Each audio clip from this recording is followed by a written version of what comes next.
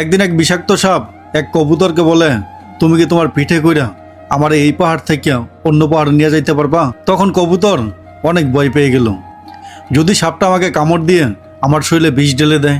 তখন কবুতরটা সাপকে না করে দিল। তারপরে সাপটা কসম খেয়ে বলল, আমি তোমাকে কখনোই কামড় দিব না, আর আমি যদি তোমাকে কামড় দেই আমি নিজেও তো নিচে পড়ে যাব, তখন তো আমি নিজেও মারা যাব।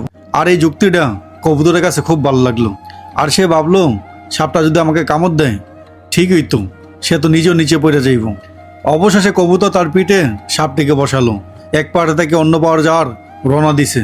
যখন নাকি অন্য পাহাড়ের কাছাকাছি সে আসছে, তখনই সাপটা তার বিষাক্ত দাঁত দিয়া ওই পাখির মুখে মেঁধে কামড়িয়ে ধরছে। তখন কবুতর অসহায় হইয়া তাকে বলতাছে, তুমি এরকম কাজ কেন করলা? সাপটা তখন বলল, এটা আমার স্বভাব। সাপটা কিন্তু জানতো যদি আমি পাখিটা সবল দেই তাহলে কিন্তু আমি নিচেও পড়ে যাব, আর পাখিটাও মারা যাবে, আমি নিজেও মারা যাব। আমাদের সমাজে এরকম অনেক মানুষ আছে, আমরা যাদেরকে বিশ্বাস করে বারবার সুযোগ দেই, তারা একটা দিন শেষে ক্ষতি করে। আমরা মনে করি হয়তো একদিন সে ভালো হয়ে যাবে, কিন্তু আসলে না। বিশ্বাসঘাতক কোনো দিন ভালো হয় না, সে সুযোগ পাইলেই ওই সাপের মতন সবল মারে।